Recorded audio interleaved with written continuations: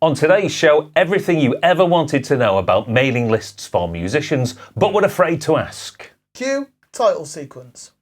30-minute music marketing for musicians who want to get better at marketing their music. Hi, I'm Greg. Hello, I'm Sheldon, and this is 30-Minute Music Marketing, the show for independent artists and DIY musicians who want to get better at marketing their music. It's the phrase that pays, Greg. You're really getting good with that now. With the exception of we're not actually getting paid for any of this. But, we're getting paid in likes and shares and comments. And, and we do it for the love of it, as no doubt you are out there with your music careers wanting to get incrementally better each and every week. Watching this week's show will help with that. That's exactly what I think when I spend my Fridays editing this. Great. Okay, thanks for watching/streaming this week's episode. If you're on the YouTubes, give us a subscribe, ring that bell, whatever that means. Shall I put that thing up again? Yes, please do. Right. Oh, there it is. And recommend this particular show as a podcast to your chums. It's on Spotify. Send them a link. They'll be much appreciated. So today, is this a deep dive or a 30-minute music? It's a 30-minute music marketing. So depending on how quickly or slowly I talk, yes. It'll be 30 minutes thereabouts. About the topic of mailing lists. Why on earth and would you email. want such a thing like Well, that? I Sheldon? know what some people out there are saying. They're saying, Sheldon, what is this? 1999? You've probably still got a Hotmail and all that. Well, surprisingly enough, I actually do have that. Is that as AOL? No, it's a Hotmail. Anyone who wanted to contact me from like the 1990s and who did so in the 1990s, they can still contact me via my Hotmail. I never change my email address. I did have one, I just can't remember the login details. So there probably is 1,000,001 emails that are selling me Viagra or something. But Not that you need it. no. It's all working down there. So, but what would shows a very weird relationship between us. Best mate. Hashtag dance. Yeah, hashtag edit. So what we're going to do is we're going to have a look initially why mailing lists for musicians are still a vital part of your marketing strategy. We'll have a look as to how you might actually go about setting one up, and then the strategies that you would use once you've got one in place in order to better market yourself and your music. That's if this were a lesson plan, if either of us were both still teaching, that's how it would say, this is called this. Okay, I look forward. We're mapping. So I've got. So I'm going to be told the same as our viewers, listeners. Yes, indeed. So you've got headings here. Oh, first off, if you've got a mailing list or you're about to set up a mailing list, if we're to use proper marketing jargon, an email list is part of what you call permission marketing. So in other words, if you give somebody your email address, you are giving them permission to market to you at some point in the future. In some respects, that's no. Is this an unwritten rule? No. That's just no different from any form of social media platform. If you press like on somebody's Facebook page, you are giving them permission to contact you. Yeah. So I'm just basically setting out the grounds as to what email marketing actually is. Right. Okay. So if we're going to start then, why do we need a mailing list when we have social media? Well, it's a good job you said that. Email is still a very good way of reaching people. In fact, fans, 99% of consumers, I got this off the internet, it's a fact, it must be true, check their email every day. I still, I have many email accounts and I still check my email address many times a day. So if you send somebody an email, chances are they are going to see at least within a space of 24 hours. How many times do you check your email address a day? Yeah, probably more times than I'd really. More times than you should do. So there you go. For the average sort of person, if you send them an email, the chances are they will at least see that the email has come in. As soon as you set your phone up for notifications, it's Bing. Yes, and you just cannot resist looking at it to see if it's anything important, which it usually isn't. So right, if we're talking about social media networks, let's just defer to Facebook because that's almost the default. If you've got a Facebook page, the organic reach for posts on your page will be something in the region of between 1% and 6%, which is rubbish. Obviously, if you listen to the tips on this particular show, you should be able to get higher. Mine's averaging between 50 15 and 20% at the moment. That's a lot Had a better than the average. Oh yeah, I had a post this week that's going up to around about 50%. But if you're a normal person, for a Facebook page, between 1 and 6%. So if you had 100 people who like your page, only between 1 and 6% of people That's are going. rubbish. That really is rubbish, isn't it? Some are soul destroying. The average open rates on emails for people in the music sector is around 22-23%, which is much higher. The emails that I send out through my band's email accounts, they've got an open rate of about 40%. Really? Which just shows how engaged my fan base is. And those are the people that actually open the email How address. do you know when they've opened? Well, that's because that's a statistic that your mailing list provider will tell you and you're on gonna that come to particular. that. And we will come to. Okay, but right. those are people that have actually opened the email. Chances are that many more people of that will see the subject Yes. line. So they at least have a introduction. Yeah, so if your subject line is, new Manchester gig on sale now, even if they don't open the email, chances are still know. the message will come across. In the title. So if you send an email, chances are it's more likely to be seen than a social media post. I think it's only 10% of if you post a tweet, 10% of your followers will actually see it. So that just goes to show you occasionally how rubbish social media marketing can be. The big one is that if you've got somebody's email address, that's fan data that you own. So Yes. if you like somebody's Facebook page or my band's Facebook page, the person who owns the connection between myself and you Is Mr. Zuckerberg. is Mr. Zuckerberg. And as we've seen with a reach of between 1 and 6%, chances are he wants money before I can successfully get a message Yes. to you. And I've got no way of contacting you other than through his particular platform. But if I've got your email address, that email address is what I can use it to contact you through any one of a number of different So you can providers. cut out the middleman. Cut out the middleman. Right, well, that's- And the idea is that in marketing, the phrase that people always use is, don't build your house on rented land. I think you have said that more than once. Yes, I don't mind repeating myself if it works out that it's true. It says here, again, this is another a business factoid, and this will be for businesses, but hey, as we've said before on a deep are a dive, business. we are a business. The average list for a business generates between $1 to $2 per month per subscriber. So obviously things might be different for yourself as a musician because you'd have to be making offers, as they say, within your emails. But if you've got an engaged sort of fan base and you can reach them successfully, if you're constantly asking them to buy stuff, it is something that will actually generate money for you in the long term, which is good. As we will find out shortly, it's a great place to actually nurture your fans. You can take them on a storytelling journey. More about that later. Okay. And also as well, finally, if you have somebody's email address, what you can also do, assuming your privacy policy allows this, and I'm sure, I'm sure you've got a privacy policy for your website, Greg. Of course. Of course you have. You can take the list of emails that you have for your fans, you can import that into Facebook, and if those emails are logged on Facebook system, you can show those people an advert Right, okay, that's on pretty Facebook. cool. Or what you can also do is you can ask Facebook to find people who are similar and who are a lookalike audience Yeah, to those people that are on your mailing list.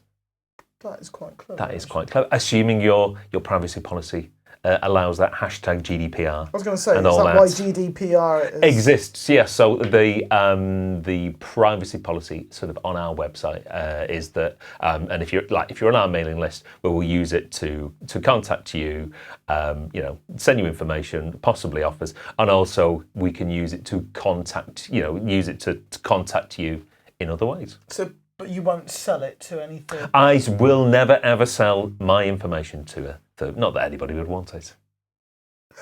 So I've got you hooked now. So Okay. all you musicians out there, you're going, oh, actually, Sheldon, yeah, you're turning me round now. I think maybe I need to get a mailing list. So Question then, Is this what you're leading up to? Question? Question. Maybe we should have a little Destiny's Child sample, although that might actually kick off Content ID. Yeah, which we probably don't. Which we want. don't, yes. So, Sheldon, what Yes. do you need to run a mailing list? Well, you need a mailing list service provider. There are a number of people out there who will offer you that particular service. The two biggest ones, and that most people seem to use, one is MailChimp. I'm sure you've heard of MailChimp. You've mentioned MailChimp. MailChimp, before, yeah. I've MailChimp mentioned is it to others. probably the one of the largest leaders in the mailing list service provider space. Have you noticed that everyone says space? Yes. Right, so you've got MailChimp. Another recommended one is a company called MailerLite. Right. Now, don't forget, these are businesses. Oh, here we go. And if you're listening on the podcast, you can hear me rubbing my fingers together. So MailChimp will allow you to run a mailing list for up to 2,000 email addresses, not charge you a bean. That's not bad going. That's not bad going.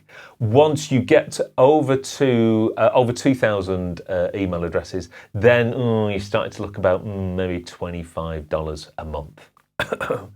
MailerLite. But MailerLite will let you have 1,000 email addresses for free, and then I think with certain plans, the They're cheapest. monthly. It's about maybe $10 to $15. But if you go back to your previous, the average list for a business generates $1 to $2 per month per subscriber. It can, as long as amongst all the other things that you're doing, if you're making those particular offers out there, it can pay It for shouldn't itself. be overly once unjustifiable once Now, you get to that size. How these lists, how these service providers would work for musicians is that they provide you with a range of custom templates. A bit like if you go on Word and you can get templates for sort of documents. What they will do is they will have drag and drop templates for suggested emails. You'll pick the one that most you think fits your style of whatever music that you're making, and they're both provided in like a drag and drop sort of interface, so you can add an image box, you can have a text box, you can have a box where you drop to the video. You use Wix for a lot of bits and bobs, and that works on much the same sort of basis. Template. Yes. Customizable, drag and drop. They're fairly, incredibly easy to sort of operate at a basic level as you go into these things. That there's so many different things you can do. Question I was going to ask, and I don't know if I'm getting ahead of myself here, but these drag and drop templates. Yes. Can you get the HTML code to then embed that within your website, say via Wix? So, say for example, I could create a template using MailChimp, for example, but then embed that within my website via HTML. Can you? What would be the point of embedding an email within a website? In terms of is that not where people obviously put their information? Are you talking about sign-up forms? Yes. Right. That's the next heading, Greg. Sorry, you're getting slightly ahead of yourself. Okay, fair enough. It's good though. It shows that you're thinking and that you're working along to. I didn't even read that. But the actual it just shows you how much preparation we do for this particular show. But just in terms of actually going about getting a provider, the act of creating an email that you'd send out is. Especially for I primarily use MailChimp at the moment. I'm thinking of switching in terms of the cost and what have you. But it's dead easy to create a standard sort of template that you will, things will change on a month by month sort of basis. But once you've got the template, it's set up then, and it only needs minor modifications with each and every email that you send out. This template, just to clear my little mind, yes, that won't take long. This is just basically the content within the email. Yeah, and we'll discuss email. Right. Okay. Typical email content. Okay. Right. I understand. I thought you meant just the way it looked. That's why I got a bit confused.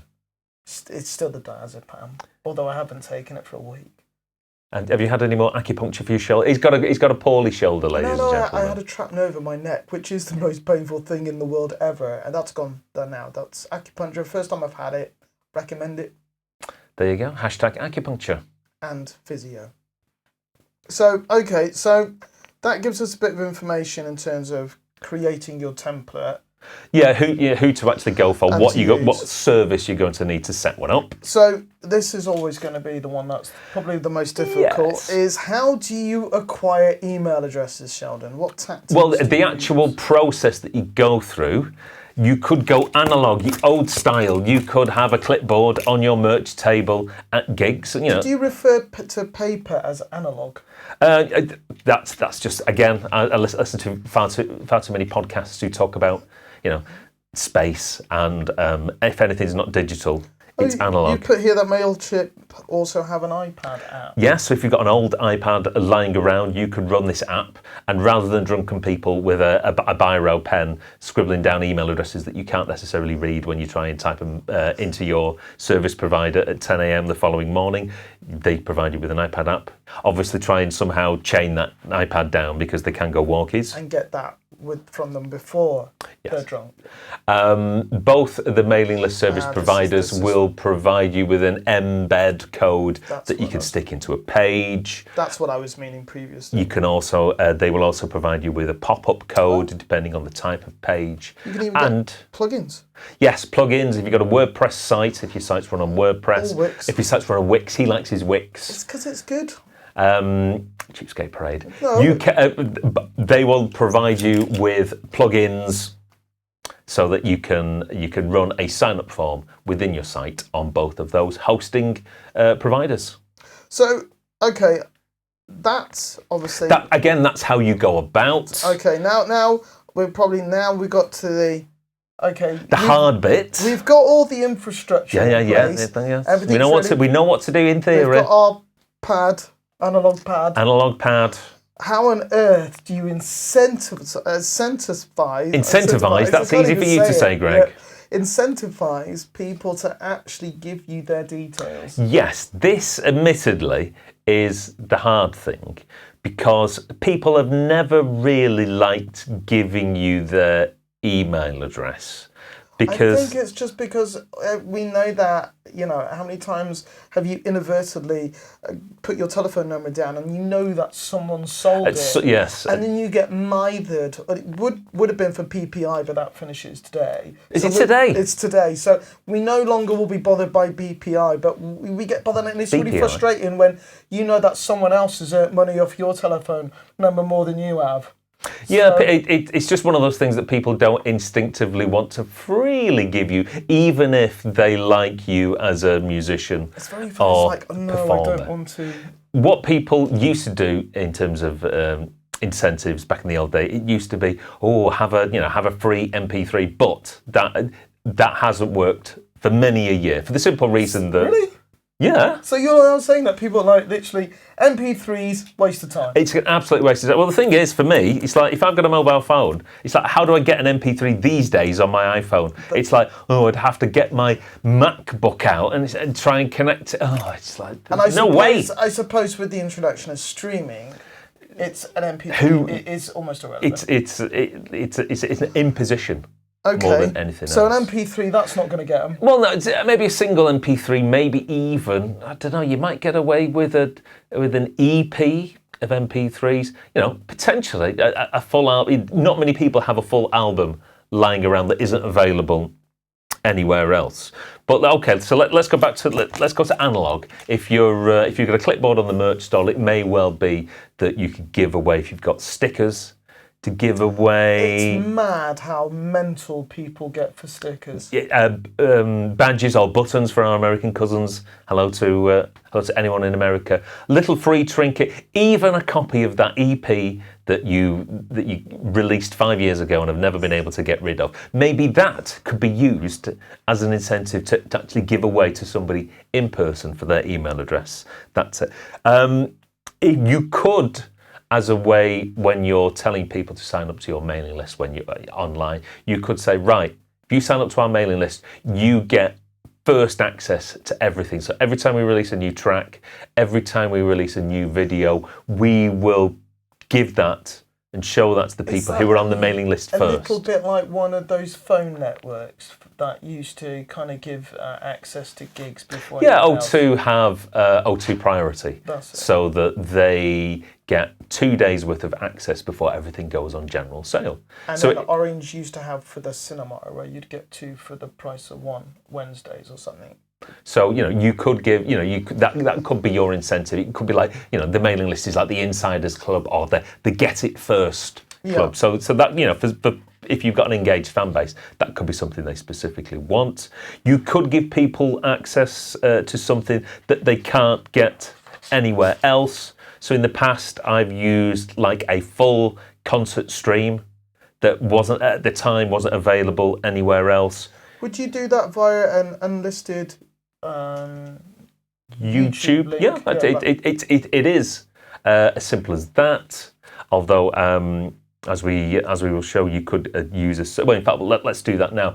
There are certain services that can capture people's email addresses in and then release some gated. Are you familiar with the term gated? Yes. So there's one time I used a company called Show.co for a particular campaign, and what that did was I had a specific concert that was 90 minutes, what have you, that was on a YouTube video, and I used Show.co and that particular service, and so they generated a bit of HTML which I put on my page, and that HTML said, put your email address in here and then you can watch this particular concert. So it's almost like call and response. Yes. Right, okay. So there are particular services that can offer gates or will do the behind-the-scenes infrastructure.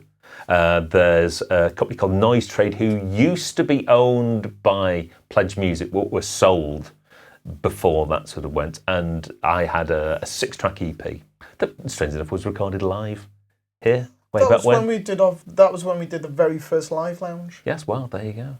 But I put that as a 6-track EP. Yes, I remember you through Noise Trade, and people had to enter their email address for Noise Trade. I think Noise Trade works for both music and for books. So again, in exchange for an email address, people got access to a 6-track private gig. Yeah, a 6-track EP.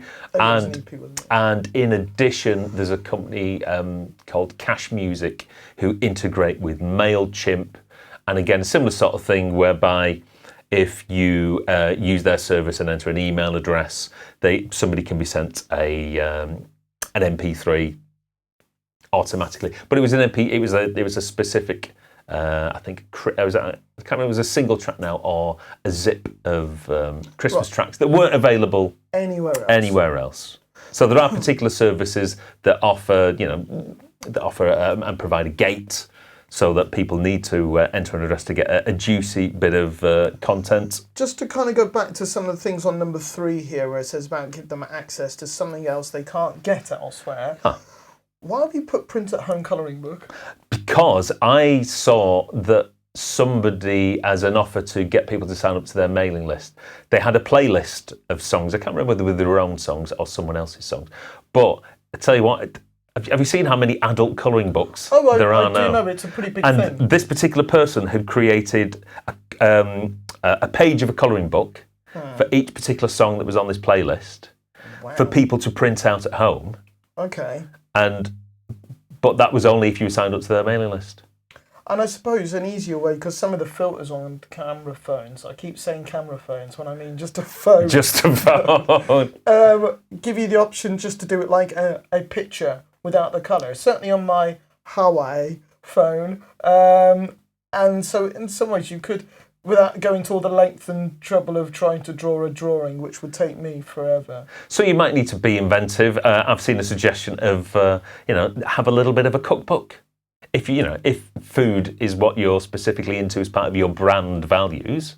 I mean, it's not necessarily for me, but if you're into. Your band is all about food. Well, it is, but eating it rather than sort of making it. So think about. I suppose if you were to come back to some of the things that you said previously about the brand and what it stands for, the things like that. So if you're like a vegan or something like that, then obviously and you might want to do some vegan recipes. Yeah. So again, I suppose it doesn't always have to be music. No. It can be other things. It's content that's specific, perhaps, to you. But what I will say is that what you probably have to do is you probably have to invest some value in either making the content or spending money on advertisements or boosting posts to make people aware that and driving them to the mailing list. They say that to actually get people onto your mailing list, it'll cost you about $1 or £1 per head to get them on there. But as we've seen, you are going to make that back over time, and it is, valuable information. Speculate to accumulate. We've discussed that before as well, Greg. So we've managed to do the hard work. We've done the hard work, so we've got the infrastructure. So we know why we need one. We've got the infrastructure sorted. We've got our mailing list service provider. We've created maybe some sort of incentive to get them onto it in the first place. So now that I've got someone to sign up to the list. Yes. What now? Well, what you can generally do with mailing list service providers, it's quite a long thing. Let's just say MailChimp. Right, you've got someone to sign up to your MailChimp. You can send them not just a welcome email. You can set all this up behind the scenes. These things are generally about as complicated as you can make them to be, as it were. I did have on the website, as soon as someone became a member, it went straight to a welcome video. And it could well be that this welcome video or welcome email will say, oh, right, here's that thing that you potentially signed up to get hold of. It could also be that, while you're here, why not follow us on to the Spotify? And maybe sort of warn them that over the next couple of days, you'll be sending them some more emails so you can keep in touch. And then maybe a couple of days after that welcome email, you can send an email which says something along the lines of, just in case you don't know, who I am properly or fully yet. And you can maybe give them a little bit of a potted history of who you are as an artist, and maybe slot in some of your biggest sort of songs in terms of videos. And then maybe a couple of days on from that, you can give them, do a bit of storytelling and tell them maybe stuff about, here's my, not necessarily my biggest song, but my favourite song. Here's the song that means the most to me. Why did I set about writing that? And you can do a little bit of storytelling and explaining a little bit about who you are as an artist, why you're doing what you're doing. So somebody like our friend Donna, she might tell a little bit of a story about why she wrote this particular song and why it means the most to her. And you can drop an email maybe every couple of days with the story about one song and the video about one song, or maybe even a lyric video. And you know how before we've said in the past about before somebody will...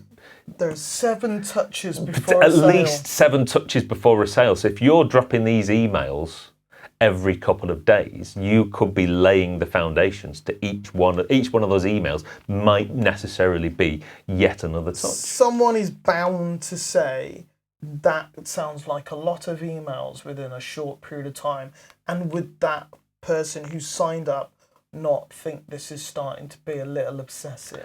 Well, what I tend to find is that there's nothing that annoys me more than when you sign up to a mailing list and you get an email every single day.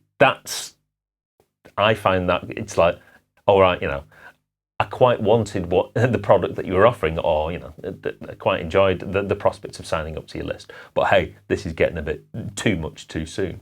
Well, it may well be, if in terms of your own personal preference, what would you consider to be an acceptable distance between emails? You don't want to spread it out too much, so that it's would sort of one a week be too few? I think that's too few. Even maybe one every 3 days. 3 days maybe. Right, okay.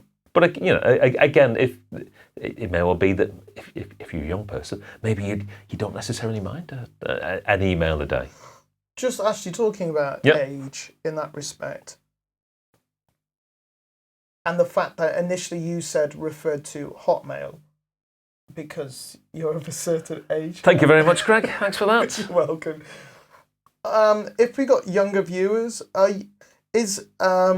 listeners, do young people have email as well? Yeah, I think so. Or is it just people of a certain demographic? No, I do. I think young.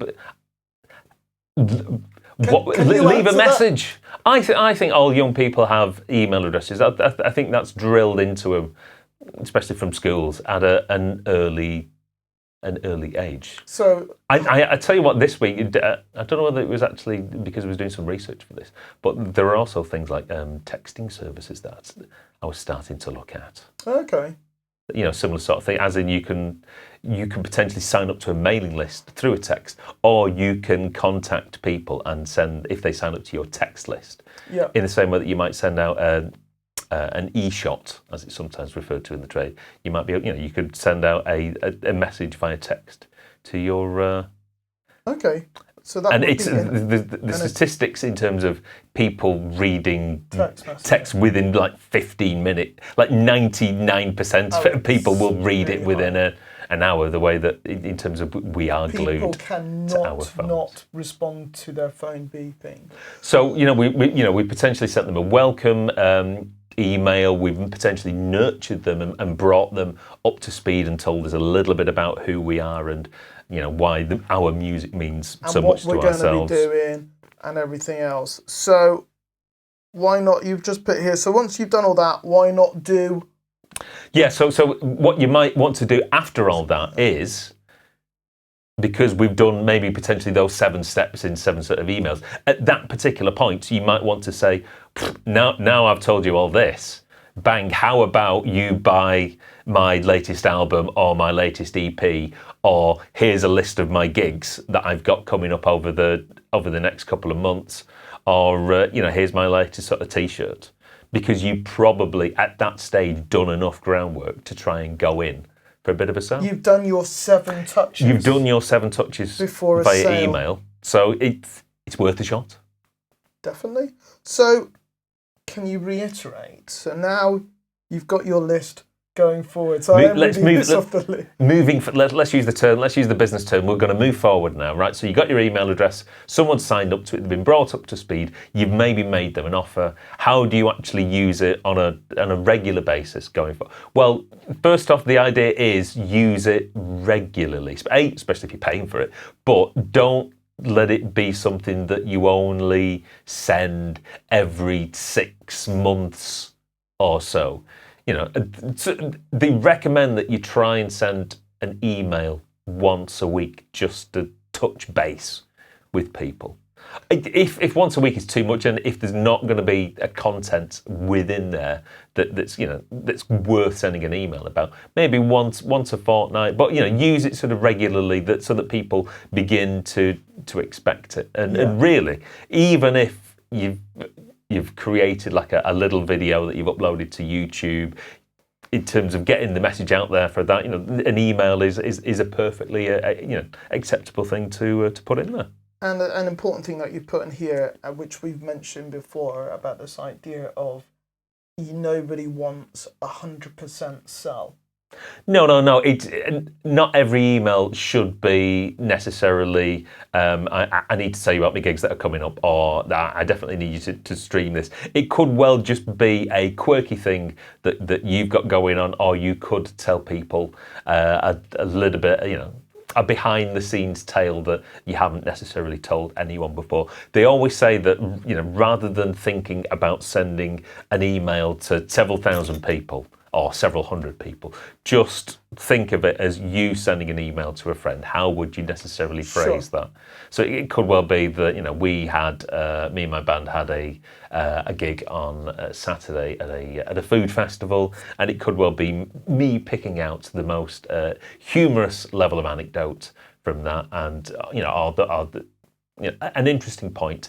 I'm putting it in a written sort of form, and just letting my fans know about that through email.